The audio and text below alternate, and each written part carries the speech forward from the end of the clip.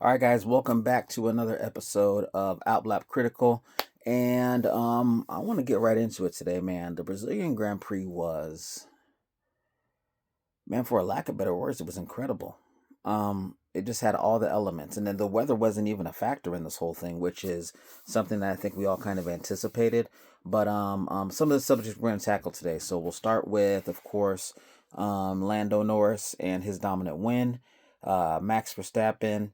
I want to talk a little bit about Hamilton and just kind of some of his habits, or at least what it seems like his habits are with a slower car. Kimi Antonelli and just kind of his outstanding defense at the end, plus the start. Um, Lando Norris again, his consistency. We'll talk a little bit about Yuki Tsunoda, Oliver Behrman, uh, Pierre Gasly. We've got a lot of different subjects, so stick around to the end. This is going to be a great action packed or information filled episode. All right, so let's start right off the bat talking about Lando Norris. Lando has seemed to turn a corner. I've been somebody that's been pretty critical of Lando, just because I just felt as though um, mentally it just didn't seem like he was there. And I don't mean that like a lot of people mean when they say mentally. I don't mean like he's mentally weak. I just mean like he didn't seem to have that killer tenacity that a lot of the champions have, or have to get had to be willing to kind of get nasty. And I thought that would hold him back, but over the last several weeks since the break, he's just shown consistency, consistency, consistency. He's been on a run, and it just doesn't seem like anything can kind of get in his way right now, especially when he gets out in front. If he starts to race out in front, he tends to take that and run with it, kind of in a way that Max used to a couple years back, when he had the dominant Red Bull. And so this McLaren is definitely something under the right hands. Not sure what's going on with Oscar, but it's kind of been one of those things where when one thing goes wrong, another thing and another thing and another thing, all these things are kind of compiling on him. And so, um, you know, Oscar is one of the ones who needs everything to go right for the rest of the season. Like, he has to have everything perfect because Max is within striking distance, and Lando has just been on an unbelievable run of form since that summer break. So, I'd love to know what happened over that summer break, where he just kind of, it just seems like his attitude now is just he's always been kind of chill, but he just seems nonchalant now. Where it's just he understands the pressure that he's under, but he's just not allowing it to get to him. Something he mentioned today after the race is, he's just not going to listen to anybody. He's not going to let anybody get in his head, basically. Um, so, I think we saw what that looks like with him. It wasn't just start the race and you're gone. Start the sprint and you're gone. Like, in both races, he had to actually take off and then defend that position. And then they would have a restart of some kind, or a virtual safety car of some kind, or a safety car, and he would have to reestablish his position again. So essentially, win that first lap battle off the go more than once. And I'm not sure if we could have said that about him leading up all the way until you know, probably leading all the way up until the break. Lando all the way up into the break, we probably say, hey, this is an opportunity he's not going to take advantage of. And so, bravo to him. I think that Lando is positioning himself to basically be the person to beat now with 4 races to go. So much can happen. I mean, obviously, one DNF is going to change everything. And so, lots to still play for in this battle for the championship. But 2026 is turning into one heck of a year. So let's move on to Max Verstappen now. Guys, it's getting harder and harder and harder to deny what we're seeing here. Now, I've been extremely critical of Max, and I wouldn't say critical, I would say cautious is probably the better word to say, because we do this a lot with, the flavor of the month, the person who's looking super hot right now. We turn them into the greatest ever, just because of the streak they're on. And I've always contended that, 2022 and 2023 were seasons more about the car than it was about the driver. And I'll mind you, nobody was going to make it look as good as Max did. But I didn't really count those as years where you just look at it like, man, this guy, had to fight for the championship. He had, opponents. It wasn't about how good the other drivers were when this car was that dominant. But in Max's hands, that car was a weapon. And so I've always maintained that I would like to see what happens when Max does not have the best car, and if he does not have all the favorable things in front of him. And he's shown us, you know, and I won't even say us, maybe everybody else just knew, but I'll say he's shown me, you know, if you give him a car that's even the slightest bit capable, he's going to fight for a position. So today he starts in the pit lane.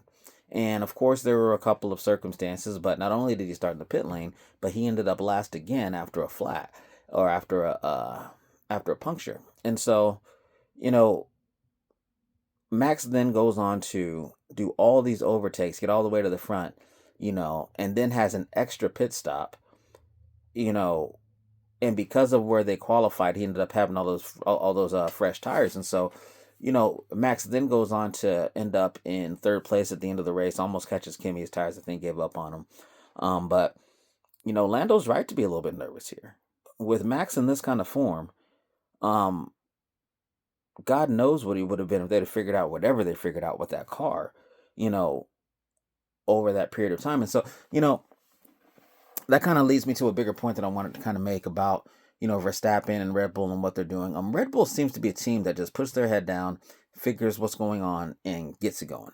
They don't have time for any nonsense. That's a championship operation they have going on over there, and they make sure that whenever there's an issue, they fix it, and then they have a driver that deals with whatever's going on with the car.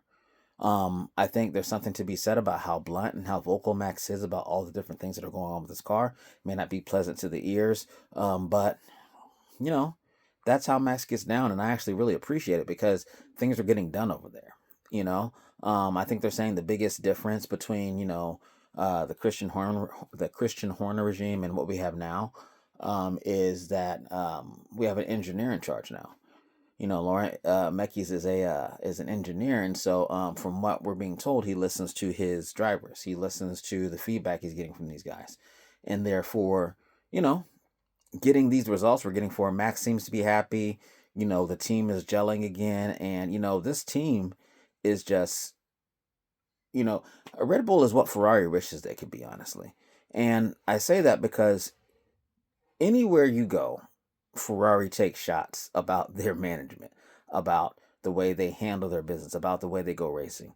Um, I kind of, I kind of feel like, so to make an American reference here, kind of feel like Ferrari is sort of like the Dallas Cowboys, where you have this great tradition and everybody knows about it, and everybody wants to be a Dallas Cowboy because of the tradition and all the pageantry of it. But once you get there, you realize it's not about winning championships. It's about building a bigger brand for Dallas. It's about building a bigger brand for the Cowboys, making the Cowboys win winning. And so therefore winning is not the avenue that they're really pursuing.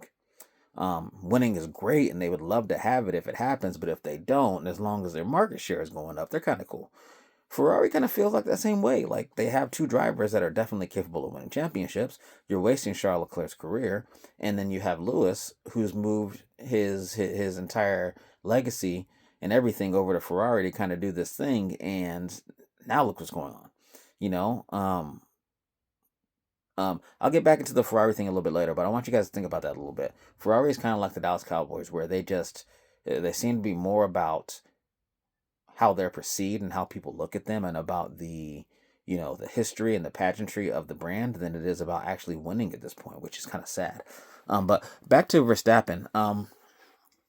Max Verstappen, man, this guy, um, he seems to be doing something now with this car that I don't think any other driver right now could do.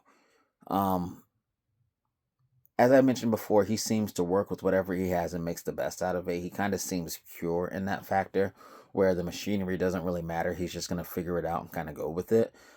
Even when he was having all those major complaints in practice and in qualifying and in the sprint race, he was still just making do with what he had. And you notice that Max is always dangerous no matter where he's at on the track, like with his car. Something I wanted to mention about that is, you know, probably 80% of the tracks they talk about in Formula One are tracks where they say are hard to overtake on. This track is a hard track to overtake on, which I never really understood that really, because you put Max at the end of the grid. it doesn't really matter what track it is. He's going to find his way through. And it's just that Max doesn't seem to be waiting around for a chance. Max sees a gap, he sees an opening, he's going for it. Ali Berman, Ali Behrman kind of reminds me of that. Less reckless than Max, because Max is kind of, a controlled recklessness with his driving. Ollie just seems to be fast and he seems to be decisive and he's making it happen. Him and Isaac, both just seem to be, in the Haas, he's out there doing that, guys. You know, um, but I think that Verstappen can rub people the wrong way just because of his bluntness and kind of the way his aggressive style of driving. But Max is doing exactly what he needs to do to win. He knows the rules upside down and backwards, and if you give him a machine that's capable of winning, odds are he's gonna win. If he'd have started anywhere in the top 10 today, he would have won that race. Probably the top 15, he would have won that race. It's just these next couple of races are going to be crucial. Lando needs to get out in front. He needs the kind of buffer he's had over the last couple of weeks in between him and Max and possibly Oscar, to kind of get himself that lead out front. I was excited, but I was disappointed that Oscar didn't get all over Lando whenever he had the opportunity, which kind of gave me an idea of indication of where we're at. We're driver for driver. They're both driving the same car. Oscar just doesn't seem to be able to get a hold of it recently. I don't know what's changed, because it was literally the exact opposite for the first half of the season, and now it's the exact opposite now, where we're trying to figure things out, what's going on with Oscar. But I'm sure listening to the media and everybody talk about it, what's going on with Oscar, doesn't help. But at the end of the day, I don't know if Lando needs that. I may have been wrong. That may have been too strong to say earlier, but it's been nice to have those buffers between him and his natural competition. That they at least have to fight a little traffic, and he's done well with it. He dealt with Kimi twice this weekend, which Kimi got to learn some lessons this weekend. I think both times around. Or I think maybe 4 opportunities he had at Lando with starts, and just couldn't get anything going. Lando took off and was gone. Just experience there. A lot of wheel spin today, especially that second time around. We got pretty much lapped by everybody else. Not lapped, but everybody else jumped around him during that restart. And Lando just kind of seemed to have it under control, like literally the whole time. All right, so Max Verstappen, like I said, I had my criticisms before, but what he's doing with this car is, I don't know what else you can say about this. I can't wait for 2026. I would really like to see what happens whenever you have. I would like to have Max start with the dominant car, as well as Lando start with the dominant car. It looks like he might be the champion this year, is leading down that path.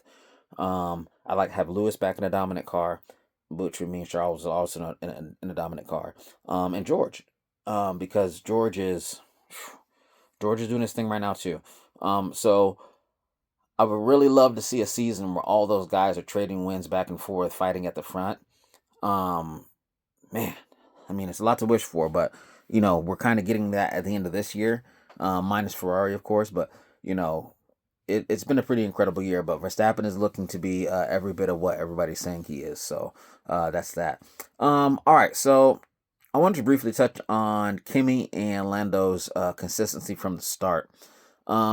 Kimi needs more consistency from the start. He needs to be able to get out there and attack right away.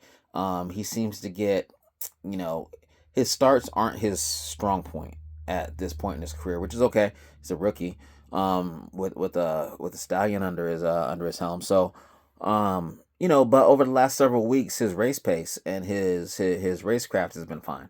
He's been doing well in the races. It's just, I think his starts have been kind of getting in the way. His qualifying is getting better. Kimi is starting to slowly but surely look like what Toto was looking for whenever they talked about bringing him on. And then Lando has been quietly, and I mean quietly, guys. This is the quietest championship run I think I've ever seen. It's almost like he's been there the whole time, but it's just been like in the background, just hanging out. But Lando has been consistent. And I've said the word 20,000 times. But he's been consistent.